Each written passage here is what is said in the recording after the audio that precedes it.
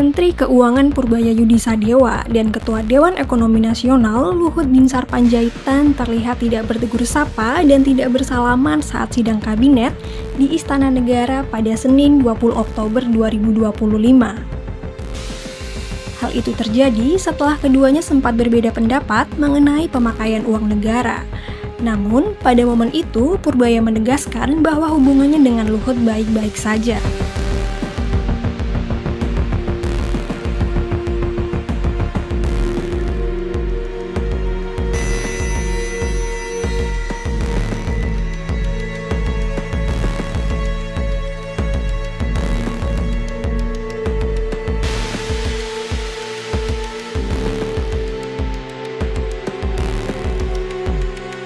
Saya udah denger lama isu itu, tapi biar aja. Dan bisa bangun sendiri, bangun dia sendiri. Saya anggarannya nggak akan alihkan ke sana. Saya fokus. Alokasi anggaran tepat, nanti pas pelaksananya tepat waktu, tepat sasaran, dan nggak ada yang bocor, itu aja. Kementerian Keuangan tidak memberikan input untuk konsep apa gimana gitu? Enggak, saya nggak terlibat. Kalau mau saya doain lah. Menurut Bapak, family office itu perlu nggak sih Pak, tapi untuk sistem keuangan Indonesia ini? Saya belum terlalu ngerti konsepnya, walaupun Pak Ketua Dewan sering bicara, tapi saya belum pernah lihat apa sih konsepnya, jadi saya nggak bisa jawab. Pak Purbaya, soal Dare to Stay itu penyalurannya untuk apa, pengawasannya dari Kemenku untuk biar agar kreditnya tepat sasaran itu gimana ya Pak? Enggak, itu saya nggak awasin, yang penting nggak dihabisin aja. Karena kan saya taruh di bank-bank yang pintar-pintar, yang lebih profesional dari saya dalam menilai kredit. Justru saya taruh di bank-bank itu supaya bukan pemerintah yang ngabisin ya, supaya tadi bank-banknya itu memakainya menggunakan kecerdasan yang mereka miliki. Kan spesifikasi atau keahlian spesifik dari bankir adalah menilai kredit kan, dan menyalurkan ke tempat yang pas. Kalau nggak, mereka udah bangkrut sekarang. Berarti tergantung bisnis bank masing-masing gitu ya? Iya, tergantung keahlian mereka sendiri seperti apa. Pasti ada resiko kan, tapi mereka ada risk management juga. Kalau saya pakai punya pemerintah, nggak secanggih punya mereka pasti. Jalan Satgas BODI kan kemarin Bapak ngomong katanya hasilnya minim, itu gimana Pak? Belum, nanti saya akan periksa lagi seperti apa. Tapi udah pasti akan dibubarkan. Saya lihat dulu. Kalau saya maunya saya bubarin, tapi saya cek lagi. Alasannya apa aja sih Pak, spesifiknya maksudnya kenapa? Kan buat optimalisasi aset. Selama ini berapa pendapatannya yang didapat? Tahu nggak? Nggak ada kan, minimum kan. Ributnya besar kan? Besar. Apa yang kita ribut-ribut terus nggak dapat apa-apa. Tapi kalau potensinya besar, saya akan terusin. Tapi kalau rekodnya seperti sekarang, ribut-ribut uang, buat apa? Kita maju ke depan, move forward, jadi lupain dah. Berarti di krisis 2025 kita lupain, 2098, 25 tahun lebih kan, kita lupakan, kita maju ke depan. Semua program untuk kemajuan ekonomi Indonesia ke depan. Tapi sisa yang belum ketagih gimana Pak? Ya? Sisa yang belum ketagih. Nanti saya lihat berapa sih ininya. Tapi kan nggak usah pakai Satgas, tagih aja sendiri bisa kan? Pak, SSDP itu dari APBN Mana cukup ya? Tapi gini, ada salah persepsi seolah Himbara tuh kalau dapat itu terbebani. Biasanya kan harusnya kalau itu bunga saya kan lebih dari bunga pasar sebelumnya. Dia biasanya kalau bisa nyalurkan kredit lebih banyak, ekonomi tumbuh makin kencang, untungnya makin besar. Ya mungkin dari margin mungkin turun sedikit, tapi volume makin bagus dan kualitasnya kreditnya akan bagus juga karena ekonominya lagi ekspansi. Perusahaannya kemungkinan gagalnya sedikit yang pinjam ke bank. Selain Open akan ngasih ke Himbara tambahan Pak? Atau merasa sudah cukup sekian? Open. Kenapa Pak? Karena laju pertumbuhan uangnya baru 13%, M0-nya base money-nya saya pikir harusnya idealnya 20% lebih sedikit. Berarti harus tambah berapa Pak? Saya masih punya uang 250 triliun lagi di Bank Sentral, nanti kita lihat seperti apa. Kalau ke bank daerah kapan Pak? 5,5% di kuartal 4 itu leverage dari 200 triliun atau ditambahkan, ada tambahan lagi? 200 triliun dulu itu. Nanti kalau ada stimulus tambah lagi tuh. Berarti Bapak seriously considering mau nambah ke Himbara Pak dana? Nggak, kalau nambah pun kita nggak akan kasih tahu Anda lagi sekarang. Itu karena operasi uang biasa lagi. Karena nanti orang banyak yang protes.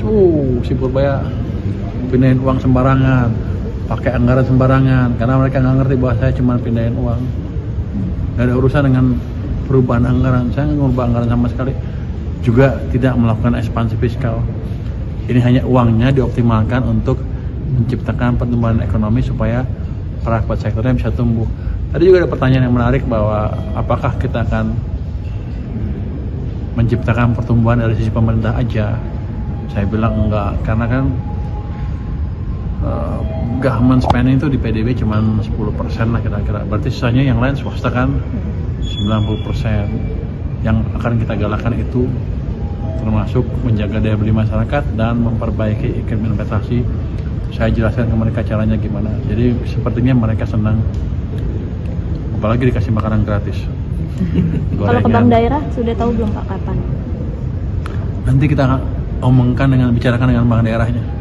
Tapi tim saya sudah siap di sini. Tapi kan tentunya nggak sebesar Bank Himbara karena daya serap mereka juga relatif lebih kecil. Wilayahnya apa aja sih Pak kalau bank?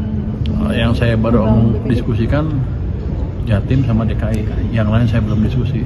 Untuk daerah-daerah 3T gitu Pak yang punya BPD juga. 3T Pak? Termiskin? Terluar termiskin. Nah, itu harus masuk lewat program yang lain. Ini kan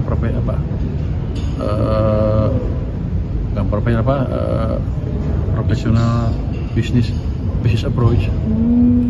Kalau yang itu mah pakai program yang lain, bantuan segala macam yang udah ada programnya. Kalau saya taruh di sini, ntar uang saya nggak balik. Orang udah jadi miskin.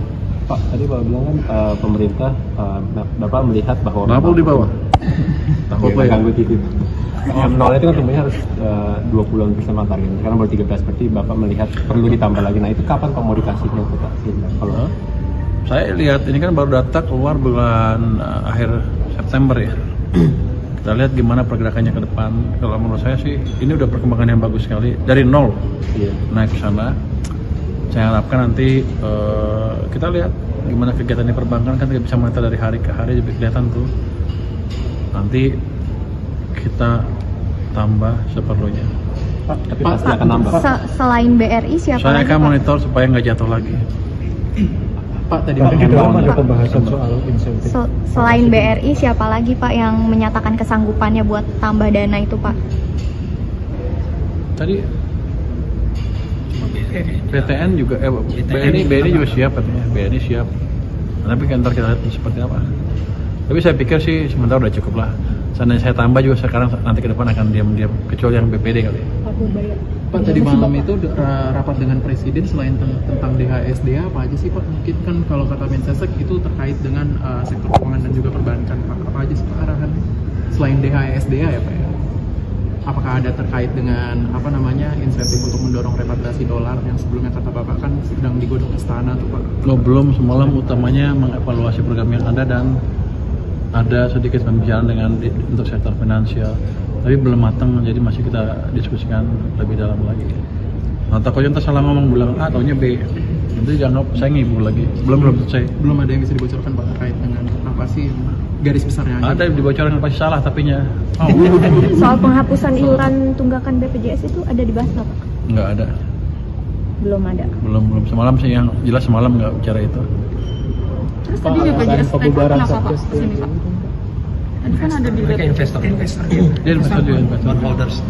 Pak, soal tanggapan ketentuan pajak pesangon sama pensiun ini digugat ke MK gimana Pak? Pajak pesangon sama pensiun. Pensiun. Ada DPR. Siapa? Di MK Pak. Siapa? Pensiun siapa? Pegawai swasta ada 9 orang yang menggugat. Oh, nanti kita lihat hasilnya seperti apa. Keuangan mengirim bukan. Nanti kita cek Pak. Gugatnya kita bukan ke siapa? Saya belum tahu.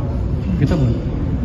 Oh, kita jangan sampai kalah. Saya nggak pernah kalah kalau digugat di pengadilan. Pak Purbaya, Kementerian Keuangan juga ada diajak ngomong sama Den Pak soal membuat family office sebagai pusat Pak. Keuangan Pak. Katanya konsepnya seperti family office. Ada nggak sih Pak ajakan omongan dari Den Pak? Oh, saya udah denger lama isu itu, tapi biar aja. Kalau Dan bisa bangun sendiri, bangun dia sendiri. Saya anggarannya nggak akan alihkan ke sana. Saya fokus. Ketika ada sesuatu yang tidak benar, kita suarakan.